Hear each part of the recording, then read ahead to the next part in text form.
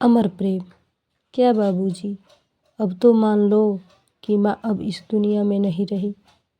कब तक यूँ माँ का फोटो लिए उसे दर दर ढूंढते रहोगे। आज 8 महीने हो गए, पर आप हैं कि मानने को तैयार नहीं कि माँ। अपने पिताजी से इतना कहने के बाद प्रभात आगे ना बोल पाया। वह खुद माँ का पता लगाना चाहता था, पर नियति के आगे बेबस था। वह तो बस अपने पिता रामशरण को इस दुख से बाहर निकालना चाहता था। थोड़ा रुक कर प्रभात ने अपने बाबूजी से कहा, बाबूजी, उत्तराखंड त्रासदी में हम अकेले नहीं थे जिन्होंने माँ को खोया है। ना जाने कितने घर उजड़ गए, परिवार के परिवार खत्म हो गए। बाबूजी, ईश्वर के आगे किसकी चलती हैं? मैं तो इसे भी ईश्वर का आशीर्वाद और चमत्कार ही मानूंगा कि आप हमारे साथ हैं। आपका आशीर्वाद सदा हमारे सर पर बना रहे। बस आप इन जांच वालों लोगों को माँ का नाम उन मृत लोगों में लिखवा दीजिए जो उत्तराखंड त्रासदी में से लापता हुए थे। रामशरण आंखों में आंसुओं का सैलाब लिए किसी तरह उन्हें रोकते हुए अपने बेटे प्रभात से बोला, कैसे मान लूं? बेटा, मैं और तेरी माँ दोनों साथ में ही थे अच्छे भले बाबा केदारनाथ के दर्शन पर खुशी खुशी नीचे धर्मशाला में कमरे पर पहुंचने ही वाले थे कि अचानक मौसम बिगड़ने लगा। अचानक से मेरी आंखों के सामने ही पानी का सैलाब आया और तेरी माँ पिट्ठू के साथ साथ ही जलमग्न हो गई। उसने मुझसे वादा किया था कि मरते दम तक मेरा साथ निभाएगी। यूँ अचानक मुझे छोड़कर वो नहीं जा सकती। और ईश्वर भी इतना निष्ठुर नहीं हो सकता। उसे मेरी फरियाद सुननी ही होगी। रामशरण ने आगे कहा, मैं उसे लापता तो ज़रूर मानता हूँ, पर मृतकों में मैं उसका नाम हरगिज़ नहीं लिखवा सकता। ना जाने किस हाल में होगी। तेरी कहीं तो वो मेरा इंतज़ार करती होगी। मैं मरते दम तक उसे ढूंढता रहूँगा। और देखना, एक दिन तेरी माँ जानकी मुझे ज़रूर मिलेगी। कहकर रामशरण ने गले में पड़े हुए गमछे से अपने आंसू पोंछे और फिर घर से बाहर निकल गया। आस पड़ोस वाले भी अब उसे मानसिक मरीज समझने लगे थे। सब कहते कि रामशरण के दिल को अपनी पत्नी को खोने का जबरदस्त धक्का लगा है। पर रामशरण ने हार ना मानी। उसे पूर्व विश्वास था कि एक दिन जानकी उसे जरूर मिलेगी। वो अपनी पत्नी की खोज में अपने गांव से कई कई महीने के लिए जाता।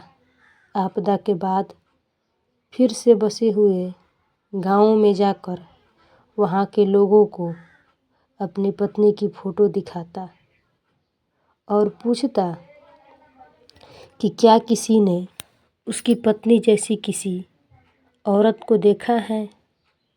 हर तरफ से ना सुनकर थोड़ा मायूस जरूर होता, पर उसका दिल मानने को तैयार ही नहीं था कि जानकी अब नहीं रही। ना जाने कितने दिन वो यहाँ से वहाँ, एक गांव से दूसरे गांव हाल बेहाल हुआ घूमता रहता। लगभग 1.5 बरस बाद एक दिन जब रामशरण थका हारा चमोली गांव के किसी घर के बाहर चबूतरे पर बैठा, तो वहाँ 4-5 अन्य स्थानीय लोगों की बातचीत से उसे पता चला कि गोपेश्वर गांव के आसपास कोई मानसिक विक्षिप्त सी महिला सूनी आंखों लिए बैठी रहती है। ना कुछ कहती हैं, ना ही किसी से बोलती हैं। कोई खाने को दे दे तो थोड़ा खा लेती हैं। अपना नाम भी नहीं बताती कि कौन है, कहाँ से आई है। उसकी मनोस्थिति इतनी खराब है कि कभी भी ज़ोर ज़ोर से रोने लगती है।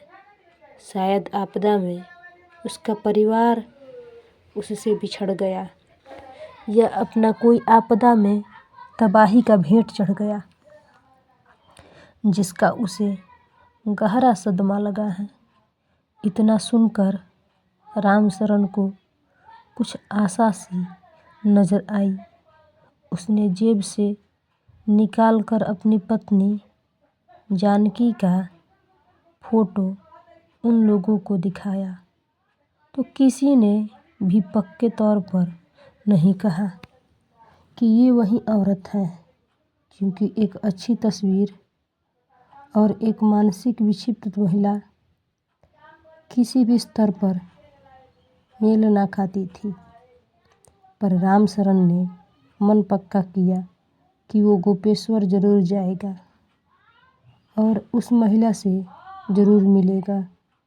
वो अपनी आशा की पोटली बांधे तुरंत अपनी पत्नी जानकी की खोज में गोपेश्वर निकल गया।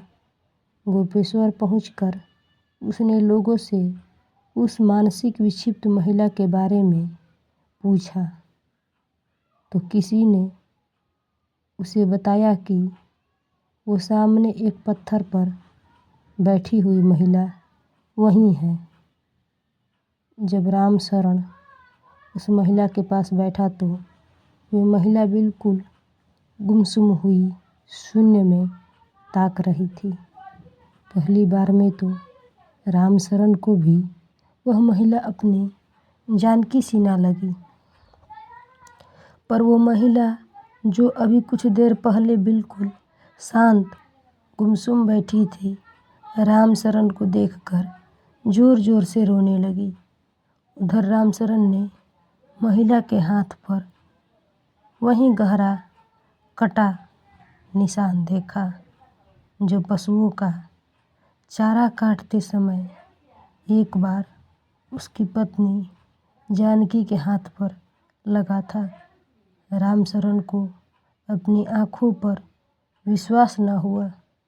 उसने अपनी पत्नी जानकी का हाथ अपने हाथ में लेते हुए कहा, अब सब ठीक हो जाएगा जानकी, चल अब अपने घर चलते हैं। अंत में ईश्वर पर रामशरण के अटूट विश्वास और उसके अमर प्रेम की जीत हुई। ऐसी और कहानियाँ सुनने के लिए चैनल को सब्सक्राइब एंड वीडियो को लाइक शेयर कमेंट करना ना भूलें। Bye bye, thanks for watching this video.